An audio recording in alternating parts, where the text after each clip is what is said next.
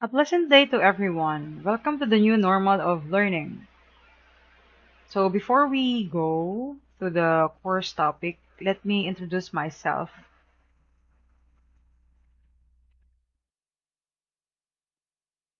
I am Miss Jerusalem Bagaforo, your microeconomics professor for this semester, and I finished my undergrad in STI College, Caloocan, year 2011. My major is operations management under business administration. In the year of 2017, I finished my units in professional education, and I'm so blessed that I passed the board exam for licensed professional teacher. Then last year of 2019, month of December, finally, I finished my master degree for management. So with regards with my experience, I do teaching for 8 years, and I handle different subjects related into business, except accountancy. I also do have experience in industry as a sales and plant coordinator in one of the packaging and industrial sales in Caloocan. Hopefully, I can help you to learn about micro and macroeconomics as I discuss it from my own experience. Let's proceed with the course orientation.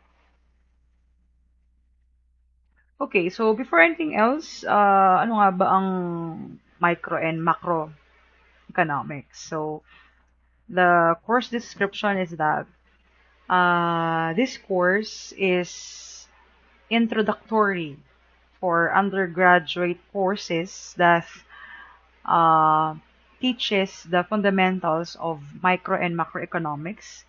So in here, magkakaroon tayo ng mga discussion about terminology, concept, theories, methodology, and some limitation of the current micro and macro analysis.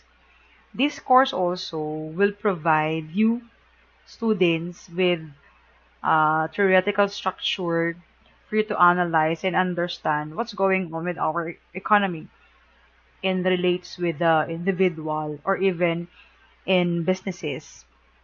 So in addition, it seeks to provide you to understand on how the political, social, and market forces determine and the effect of these things to our economy as a whole. And this course also we're going to explore the principles of productions and consumptions and the exchange of goods and services in a market economy. So in application, you students expected to recognize how these theories work in the economic realities of business and households. Moreover, they will be able to identify the economic dimensions of realities in other fields of business. Then it discussed the underlying behavior of markets, particularly of the consumer as buyer and a firm as a producers. In objectives, number one, interpret, apply related economic principle to current economic issues. So, ayan, marami tayong economic issues nowadays because of the pandemic and so on. So, ano kaya yung mga um, principles na tutugma on how we're going to deal with this kind of issues? Number two, explain and predict how supply and demand concept will affect prices and market economy. So, for sure, you already discussed this from different economic subjects that we have before about how the supply and demands works in relation with the market situation.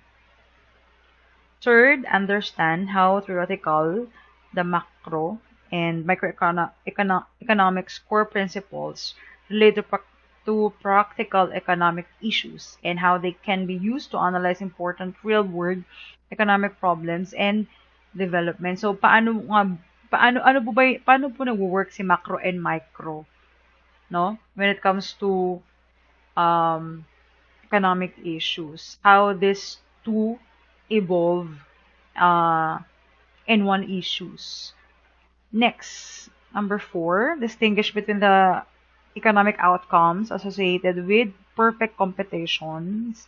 Ito yung tinatawag natin na different types of market structured. So, meron tayong tinatawag na monopolistic, competition, oligopoly, and monopoly. So, meron tayong tinatawag na duopoly. So, in the near future, we're going to discuss about that topic.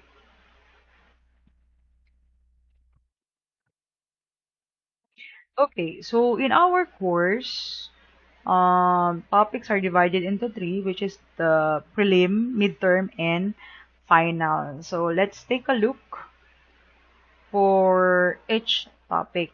So for our prelim, we have the three topics, which are number one, what is economics, the demand and supply, and elasticity of demand and supply. So in what is economics, ano nga ba yung economic activity? Paano nga ba nagkakaroon ng consumption? Ano nga ba yung pinagkaiba ng price and economic theory?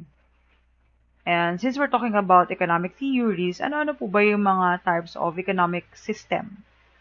Next, demand and supply. So, in our demand and supply, syempre hindi mawawala si market mechanism. Ano po ba meron sa market? Paano po ba nagkakaroon ng demand? How the law of demand attract the supply? Mga ganyan. So, ano po ba yung dynamics of demand and supply? Next, elasticity of demand and supply. So, dito, we're going to compute, no, kung yung isang product ba, ano bang klaseng elasticity siya, o ano yung isang services ba, anong klaseng elasticity ito. Depende po kung ano yung kalalabasan nung magiging computation natin about the demand of the previous year or the current year, mga ganyan. So, ang elasticity po ay nahati sa um, tatlo. So, una, we have the price elasticity. Second, income elasticity. And the cross elasticity. And when it comes to supply naman, we have the price elasticity of supply. So, by this elasticity thing, we're going to project what will happen in the future. Ano ba yung magiging presyo nito sa mga susunod na panahon because of the percentage that we can get from different solution or from different equations. Okay? Next is midterm. Yan. Sa midterm, meron tayong tatlong subject. Let's talk about the theory of cost and profit. Ano ba bang meron dyan sa ating tinatawag na cost and profit?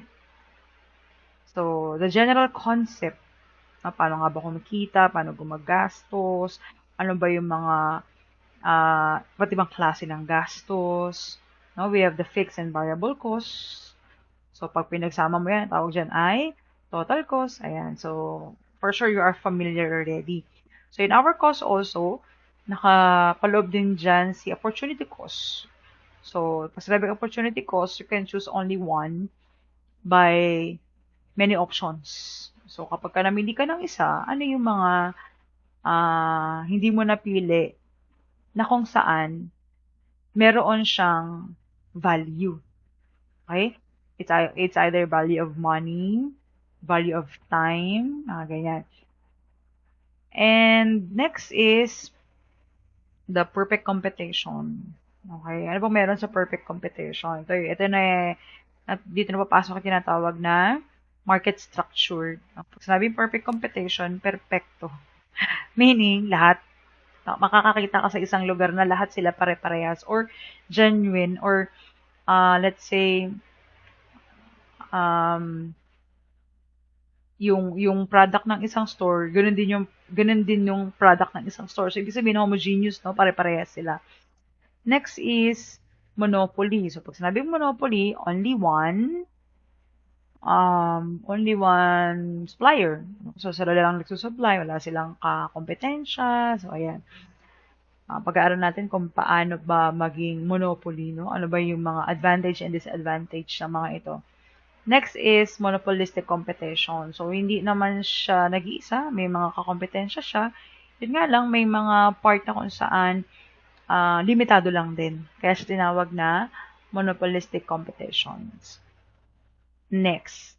In our final, we have 5 topics. So, first is the measuring GDP and economic growth.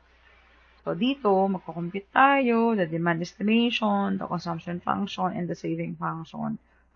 Malalaman natin kung paano nga ba nagkakaroon ng tinatawag na government and equilibrium income. Saan po ba yan ang gagaling? Okay, in measuring also, meron din tayong tinatawag na MPC and the MPS.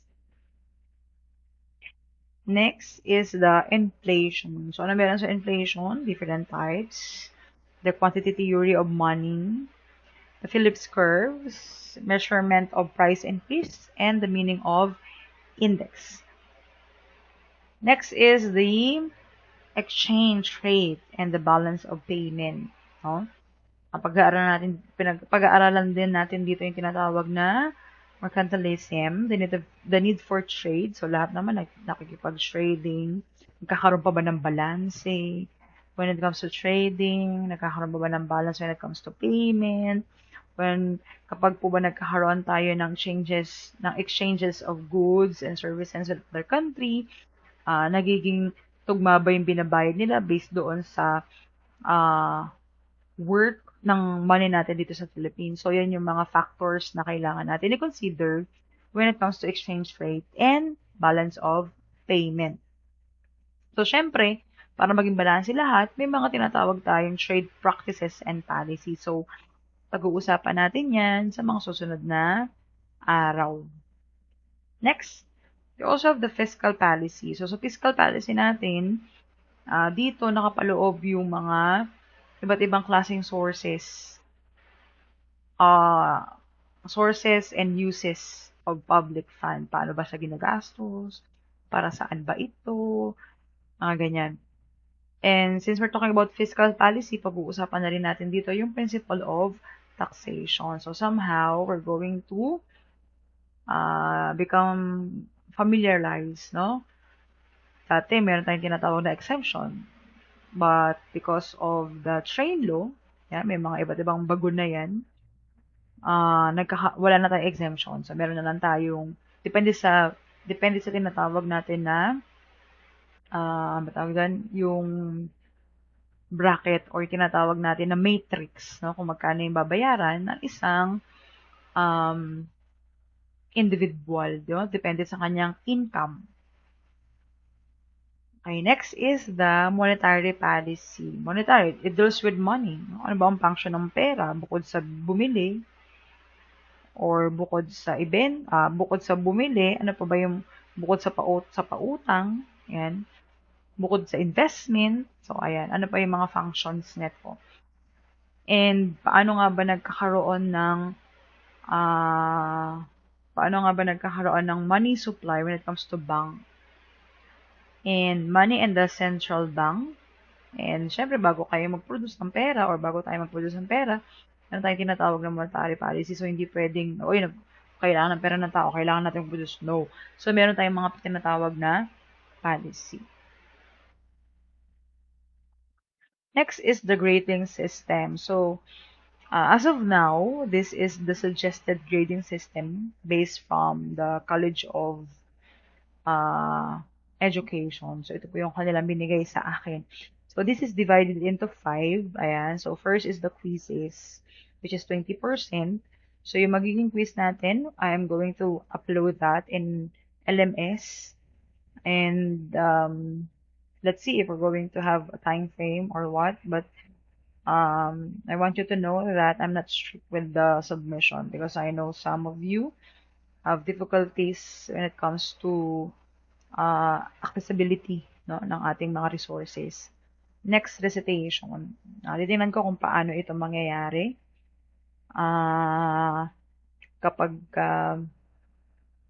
Siguro kapag may mga nagkaroon tayo ng time na magkaroon talaga ng tinatawag na interaction. Ayan.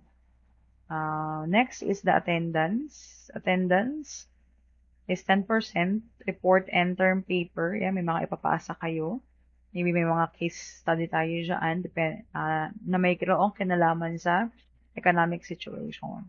And also the major or written exam. So overall, that is 100%. Alright, so then, thank you so much for listening. If you have any question, just write your comment.